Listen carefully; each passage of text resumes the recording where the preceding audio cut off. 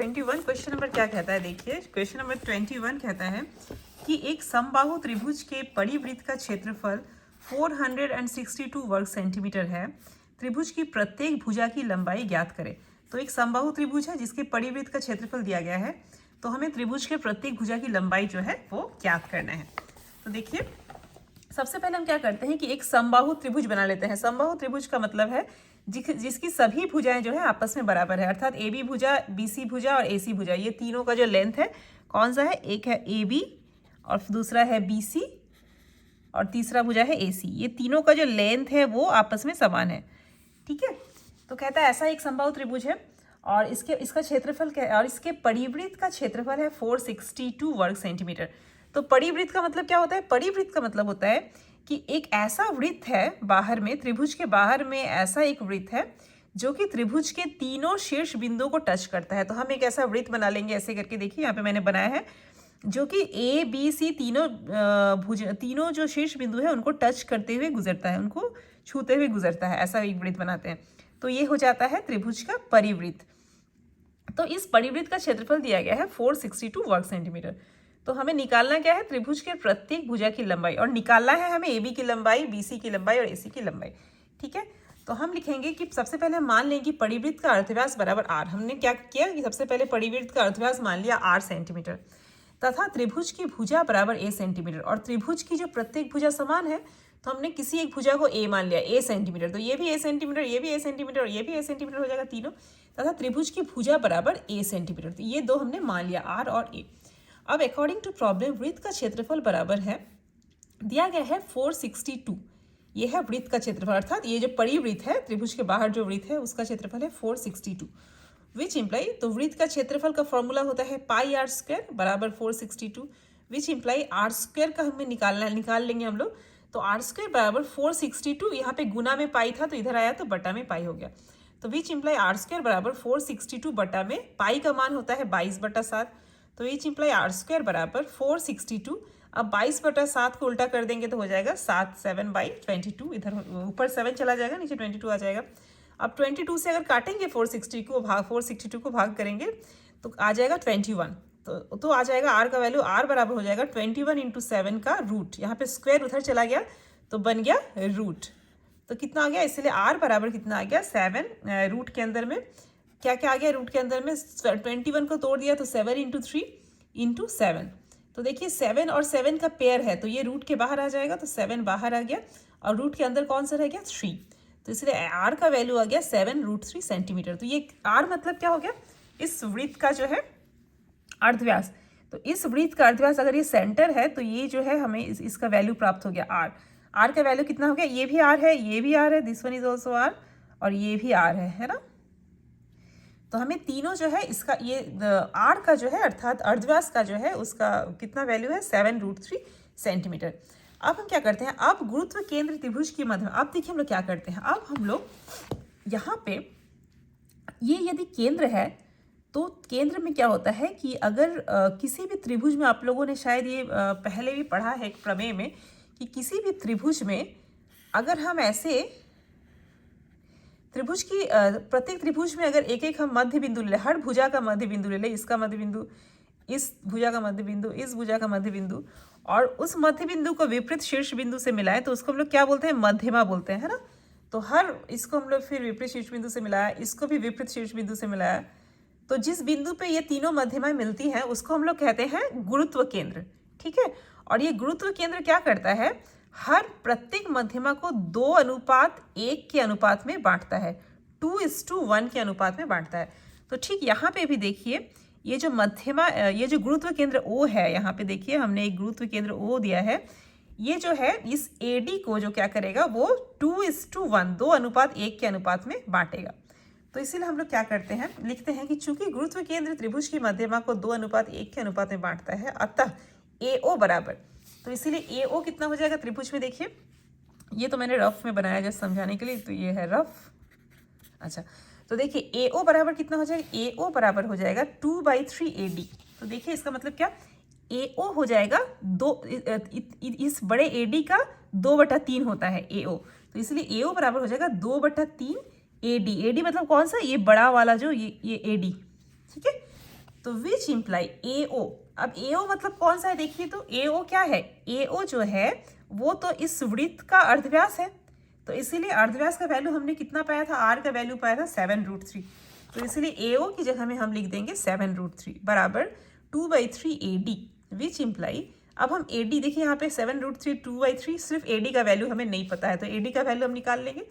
तो हम AD कैसे निकालेंगे, इसको इधर कर सकते हैं या फिर AD दोनों को इधर ले आएंगे, तो AD बराबर हो जाएगा 7√3 इंटू 3, ऊपर चलाएगा 3 और नीचे में 2, तो 7√3 इंटू 3 और नीचे में 2, तो विच इम्प्लाई AD बराबर, अब इसको गुना करेंगे तो 7 इंटू 3 21√3/2, ठीक है, तो AD का वैल्यू आ गया 21√3/2।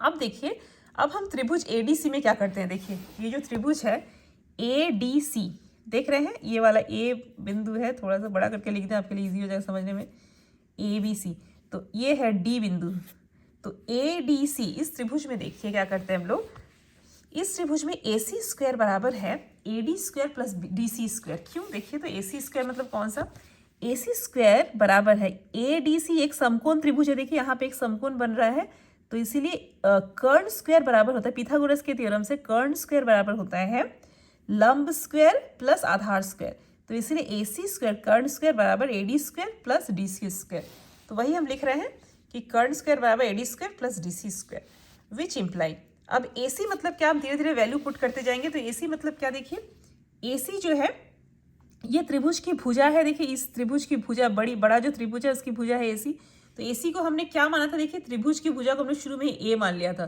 तो AC की जगह में हम A लिख सकते हैं, तो इसीलिए हम यहाँ पे लिख देंगे AC की जगह में A² बराबर, अब AD का वैल्यू कितना प्राप्त हुआ है, देखिए AD का वैल्यू हुआ है 21√3, तो AD² की जगह में लिखेंगे 21√3/2 का स्क्वायर कर देंगे प्लस DC², तो DC का वैल्यू कितना, देखिए DC जो है ये BC का आधा है, ये DC जो है वो BC का आधा है, तो इसलिए हम क्या करेंगे, हम लिख देंगे DC की जगह में BC/2 का होल स्क्वायर, तो विच इम्प्लाई A² बराबर, अब इसको अगर हम लोग करेंगे स्क्वायर तो कितना आ जाएगा 21 इंटू 20, अच्छा हम लोग ऐसे करते हैं, A² बराबर 21√3/2 का स्क्वायर प्लस BC मतलब त्रिभुज की एक भुजा है, BC भी एक भुजा है, देखिए BC is also side of the triangle, so हम लोग BC की जगह में भी A लिख सकते हैं, क्योंकि त्रिभुज की भुजा को हमने A माना था, तो इसीलिए यहाँ पे आ जाएगा BC की जगह में A आ जाएगा, बटा में 2 है का स्क्वायर।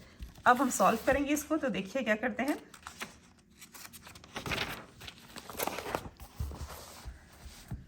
ओके तो आ जाएगा A² बराबर, यहाँ पे त्रिभुज का चित्र आ गया, एनीवेज तो A² बराबर आ जाएगा, यहाँ पे देखिए A² मतलब कौन सा, ये वाला A² बराबर 21√3, 21 को स्क्वायर करेंगे तो आ जाएगा हमारा 441, तो 441 देखिए 441 इंटू 3, तो देखिए 3 कहाँ से आया, 3 आया, क्योंकि √3 का अगर स्क्वायर करेंगे तो 3 आ जाएगा, तो 441 इंटू 3/2 स्क्वायर करेंगे तो 4 आ जाएगा, तो ये आ जाएगा 4, नीचे में 4 और प्लस ये 3 था प्लस, और ये आ जाएगा A² बटा 4, 2 दूना 4 हो जाएगा, तो प्लस A²/4, तो आ जाएगा A²/4,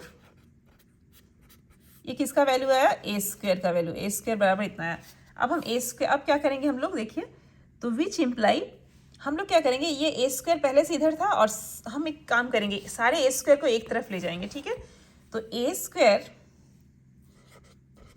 माइनस, और इस A²/4 को उधर ले जाएंगे तो A²/4, यहाँ पे थोड़ा एक इमेज आ गया तो आपको शायद थोड़ा सा देखने में असुविधा हो रहा है, बट मैं समझा रही हूँ तो समझने में प्रॉब्लम नहीं होगा।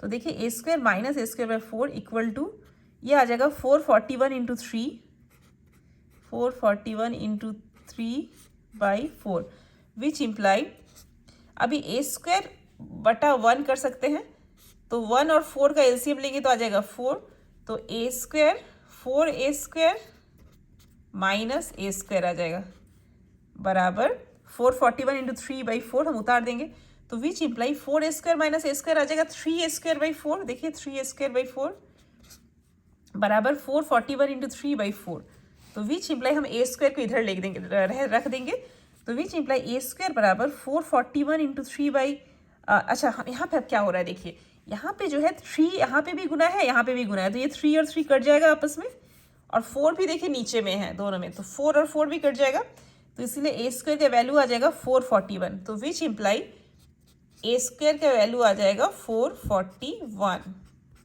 तो वहां से आ जाएगा ए का वैल्यू कितना आ जाएगा, root over of 441, root over of 441। तो 441 का वर्गमूल निकालेंगे तो आ जाएगा कितना, 21। तो इसीलिए त्रिभुज की भुजा बराबर हो जाएगी 21 सेंटीमीटर आंसर। ठीक है, तो ये हो गया हमारा क्वेश्चन नंबर कितना, 21। अब हम बढ़ते हैं नेक्स्ट क्वेश्चन 22 की तरफ। तो देखिए 22 क्या कहता है कि एक त्रिभुज की परिसीमा 32 सेंटीमीटर है और त्रिभुज के अंतर्वृत्त का क्षेत्रफल है 38.5 वर्ग सेंटीमीटर। तो त्रिभुज का क्षेत्रफल ज्ञात करें। तो देखिए कोई भी एक त्रिभुज है ए बी सी, मैंने बना लिया है कि त्रिभुज ए बी सी एक त्रिभुज है और कहता है कि क्या त्रिभुज की परिसीमा है 32। परिसीमा का मतलब तीनों भुजाओं का योग, तो A B plus B C plus A C है 32। ये कहता है क्वेश्चन में ऐसा कहता है। और कहता है त्रिभुज के अंतःवृत्त का क्षेत्रफल है 38.5। अब पिछले क्वेश्चन में मैंने बनाया परिवृत्त, अर्थात त्रिभुज के बाहर में एक वृत्त बनाया था। अब अंतःवृत्त मतलब त्रिभुज के अंदर का एक वृत्त, ठीक है, जो कि त्रिभुज के तीनों भुजाओं को टच करे, ऐसा एक वृत्त जो त्रिभुज के तीनों भुजाओं को टच करे। तो हमने बना लिया एक वृत्त ऐसे, अंतःवृत्त। अब कहता है कि अंतःवृत्त का क्षेत्रफल दिया गया है 38.5। क्वेश्चन में दिया गया है कि इसका जो क्षेत्रफल है अंतःवृत्त का वो है 38.5 वर्ग सेंटीमीटर। तो लिख लिया हमने कि वृत्त का क्षेत्रफल बराबर 38.5। ये है अकॉर्डिंग टू प्रॉब्लम ATP।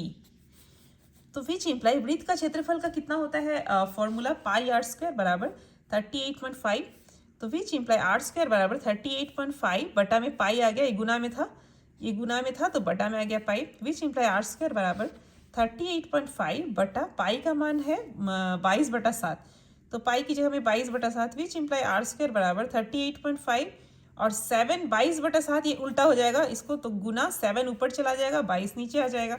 तो यहाँ से आ जाएगा आर स्क्वायर बराबर, अगर हम इसको काटेंगे देखिए 22 और 38.5 को, तो 11 से अगर काटते हैं तो देखिए 11 दूना 22, 11 2 जा 22, और 11 को अगर इससे हम काटेंगे तो ये आ जाएगा 3.5 इंटू 7। तो आर स्क्वायर बराबर हो जाएगा 3.5 इंटू 7/2।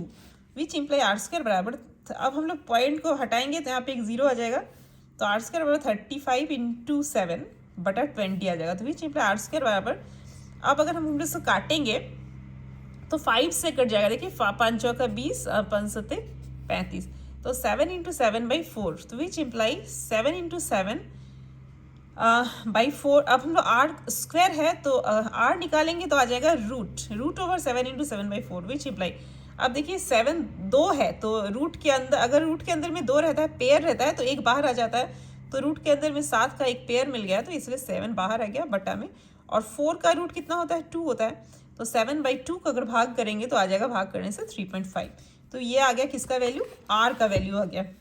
ठीक है, ये जो आर है इसका वैल्यू हो गया। त्रिभुज का जो अर्धव्यास है उसका हमें वैल्यू कितना प्राप्त हो गया, त्रिभुज के अर्धव्यास का वैल्यू आ गया 3.5। अब त्रिभुज ABC का क्षेत्रफल जो है हम लोग को निकालना है, तो हम लोग क्या करेंगे, त्रिभुज ABC का क्षेत्रफल बराबर हो जाएगा, देखिए ध्यान दीजिए, त्रिभुज ABC का क्षेत्रफल अगर हम लोग ऐसे करें कि 3 त्रिभुजों को जोड़ के निकालें, अर्थात देखिए ये जो बड़े त्रिभुज का क्षेत्रफल निकालने कहता है, तो हम एक काम करते हैं, हम लोग क्या करते हैं, ए को मिला देते हैं इस बिंदु से सेंटर से, बी को भी सेंटर से मिला देते हैं, सी को भी सेंटर से मिला देते हैं, ओके।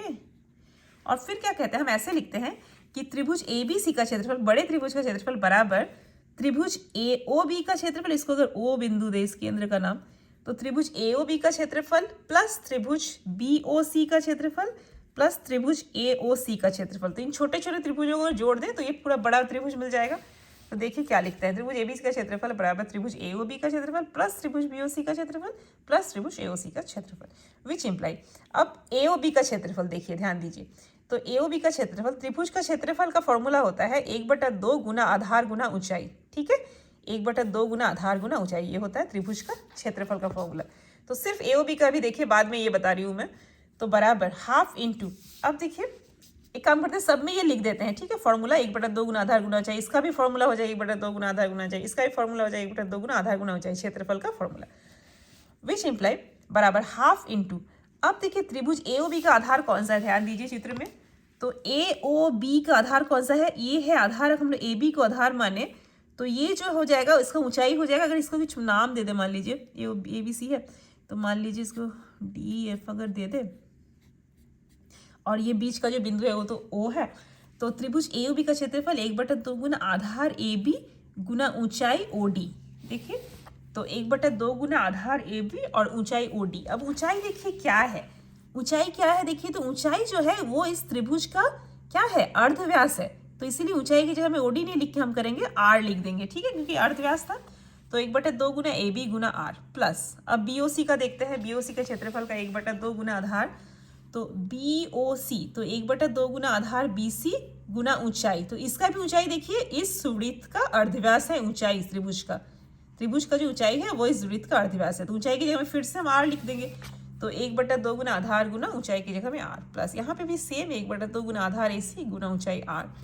तो तीनों त्रिभुज का हो गया सेम, इस एक ही प्रकार का हो गया, विच इम्प्लाई 1/2 गुना। अब देखिए सब में R है ना, यहाँ पे भी R है, यहाँ पे भी R है, यहाँ पे भी R है, तो 1/2 भी सब में है, इन तीनों में, इसमें भी और इसमें भी। तो 1/2 और R इन दोनों को हम लोग क्या करते हैं, कॉमन ले लेते हैं, ठीक है। तो 1/2 गुना R, ये दोनों चीज़ जो है कॉमन चला गया, और ब्रैकेट के अंदर रह गया AB, फिर प्लस BC, इससे आ गया BC और प्लस AC, क्योंकि 1/2 गुना R कॉमन आ गया है। तो विच इम्प्लाई 1/2 गुना R, अब R का वैल्यू कितना था हमने निकाला था ना, R का वैल्यू था 3.5, तो 1/2 गुना R की जगह में लिखेंगे 3.5 into AB plus BC plus AC। ये क्या है, ये है त्रिभुज की परिसीमा।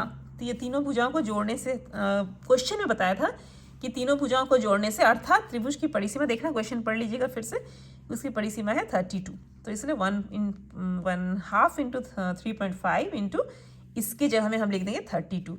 अब हम लोग इसको काटेंगे तो 2 से कट जाएगा, 16 बार में 16 दूने 32, तो 16 को अगर 3.5 से हम गुना करेंगे तो गुना करने से आ जाएगा 56.0, या 56 पॉइंट के बाद 0 का कोई वैल्यू नहीं होता है, तो 56 वर्ग सेंटीमीटर हमारा हो गया आंसर, ठीक है। तो इस वीडियो में बस इतना ही, मिलते हैं नेक्स्ट वीडियो बहुत जल्दी। Thank you very much.